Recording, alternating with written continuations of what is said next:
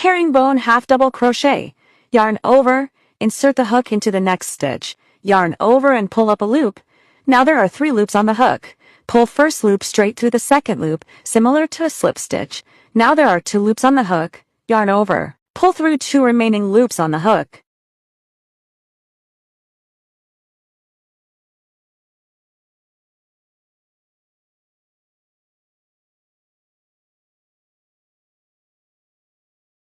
Herringbone half double crochet.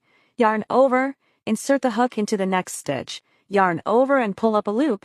Now there are 3 loops on the hook. Pull first loop straight through the second loop, similar to a slip stitch. Now there are 2 loops on the hook. Yarn over. Pull through 2 remaining loops on the hook.